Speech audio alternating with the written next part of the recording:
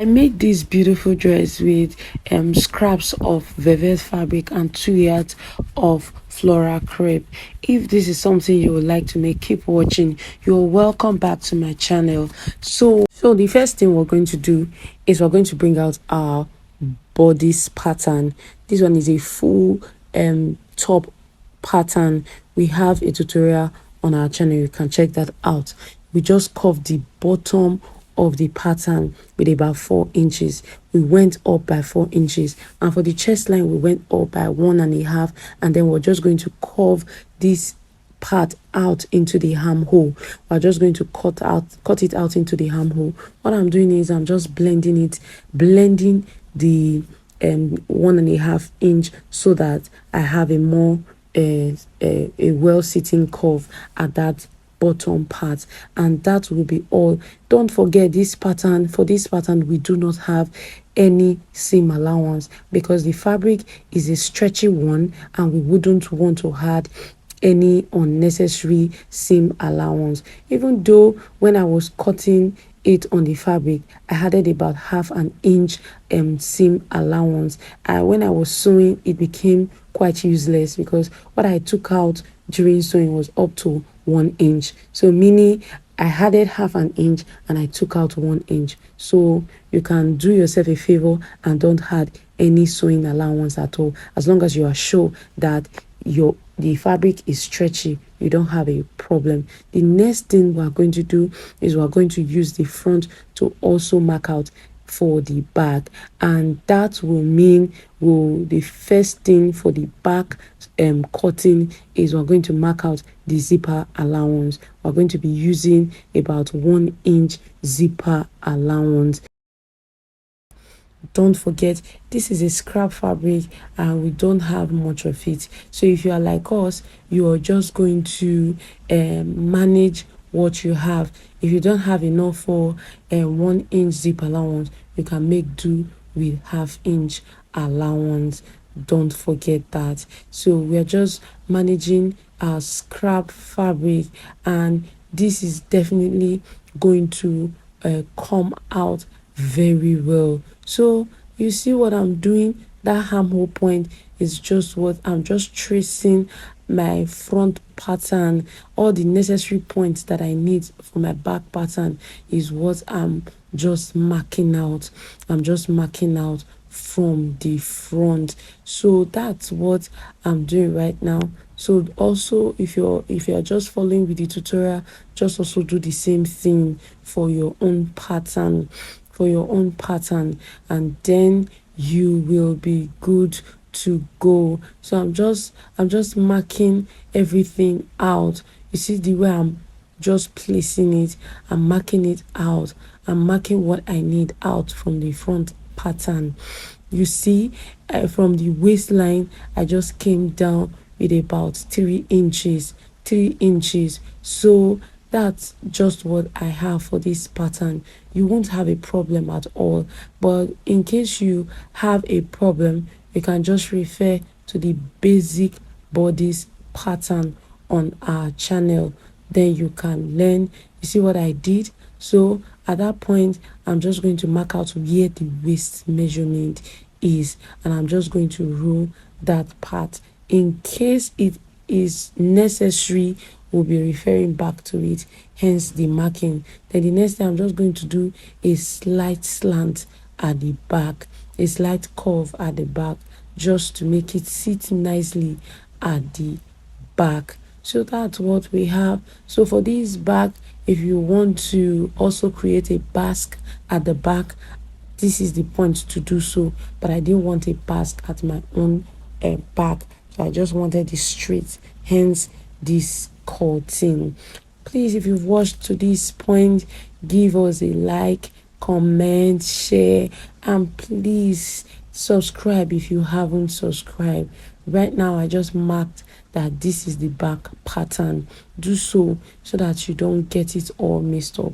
That's the importance of marking your pattern, so I'm just cutting out all that I need, that I've already marked out for my pattern. It's it's a very interesting tutorial, and the major part is in cutting the pattern. The only thing I had, the only that I had for this dress is just that side that for the waist that I did not had any that.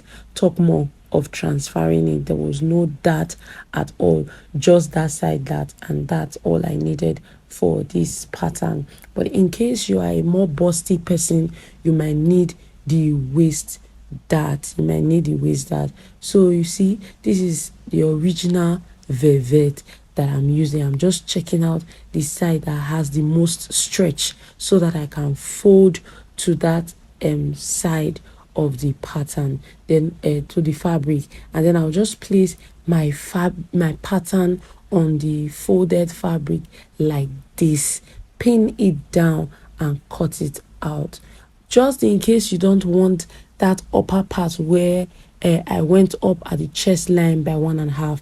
Actually, the model on for this dress, the inspiration for this dress didn't actually go up, hence the excess of the bust at that upper area. So if you like it like that, there is no need to add that. There's no need to go up from the chest line by that 1.5. You can just cut it straight from that armhole line. You have that excess bust on the outer part, on the upper part, if you want. So now I'm done pinning it down. Just pin it down, put as much pins as you want, just pin it down, and then you cut your pattern out. You just cut your pattern out. This was quite interesting to make. It was really, really interesting. I had fun while making it, and I hope you do too. So I'm just adding a slight allowance to the dress, to the pattern. I'm just adding, but it wasn't necessary at all.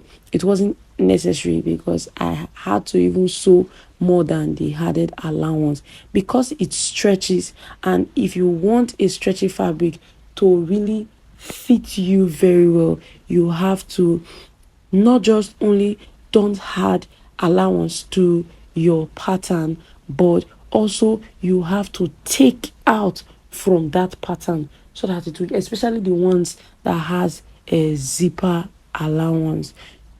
So now I'm done with the back front. I'm setting down the back. I'm doing the same thing for the back. So like I said, this was a scrap fabric. You can use a fabric of about half an inch. Half an inch will work for you. It will just come out as you want it. Half an inch is half yard. I'm sorry, my bad. Half yard. You can just use half yard of your stretchy fabric and it will come out fine. I use half yard of this velvet and 2 yards of the floral print. So I'm just pinning it down so that I have all my fabric and my pattern in place, and then I'll just cut it out after pinning. So please, if you haven't subscribed, what are you waiting for? Am I not interesting enough? Please subscribe. We have so many interesting tutorials on our channel that will definitely make your day. Please do well to check them out. Just cut out your pattern just the way I am doing it right now, and then that will be all for this cutting. You keep it aside and that will be all. So please, if this was an interesting video to watch, give us a like, and anytime YouTube asks if this was an interesting video, please tell them exceptionally interesting and you will not be lying. Thank you so much. So we're done cutting out the top pattern, we're done cutting out the front, we're done cutting out the back. So I'm just transferring the markings for the dart to the fabric so that it is just easy to sew. Once you get to the sewing machine, you won't need to start doing that all over again. this is what it means to just mark your pattern. It makes your work a little bit far more easier than if you did not transfer your markings. So I'm done, and I'm just going to set this aside, guys. I'm just going to set it aside. Then for the 2 yards of fabric, I'm just going to fold it to a manageable length. I'm just going to fold it to a manageable width or length. So on that by 60, after folding the 2 yards to a manageable length, I just folded that by 60, the length of the fabric that it came with. I folded it twice, and then I'm just going to mark out the length that I need. I used about 16 inches. I just measured 16 inches, and then rule it out. 16 inches. If you want it that short, 16 inches will do. If you want it longer, you can make it 18 or 20 inches. If you are going to be wearing it to church, you can make it 18 to 20 inches, and it will still come out very lovely. You understand? So I've done that, and I'm just going to slit that top part open, and then we have our down part of the dress. This down part, we're just going to sew on a gather. That's all for this down part. We're going to fold the hem. We're going to open one side of one piece, and then which is going to serve as the zip allowance. This other part I'm just cutting aside is the part I'm going to use for the sleeve, detachable sleeve, in case we want to wear it to a more formal place that doesn't allow breast you. So I'm just showing you that you're going to sew on a gather, you're going to slit one open, and also sew on a gather. So I'm just going to be setting the pins out. I'm separating the patterns from the fabric, and then I'm just going to, the first thing I'm going to do is to sew out the dart. I'm just going to sew out the dart, pin it down, and sew out the dart. Once you are done sewing out the dart, then you are ready for the next step. Once you are done sewing out the dart, you join the back and the front by 1 inch. You see, I'm done joining them. I used a bias tape to bias the top part of the dress. I use bias tape. Then I've done my gathers. I've joined the sides and slitted one side of the skirt into two, making 3 pieces of this bottom. So I'm just pinning it like so.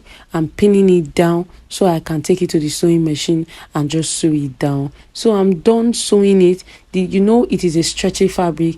If you don't put gum stay, you are going to have a scalloping. You are going to have cuff at that back when you are sewing your zipper. So what I usually do is I had a gum stay. You can use an interfacing that you like. An interfacing will make that part very stable enough to fix your zip.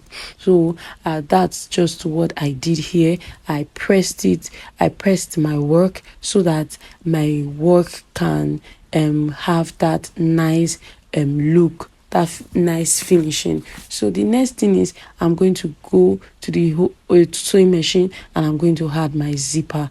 Don't forget, adding zipper will actually make your entire work come together. So I'm just going to add my zipper to this dress like so. Adding that interfacing will make sewing down this zipper a lot more easier without the stress of a scalloping back or a stretched out back. So I'm done sewing. I'm done with the dress. Then the next thing is to go and fold the hem of the dress. As you can see, my zip is nicely done. I weaved the waistline.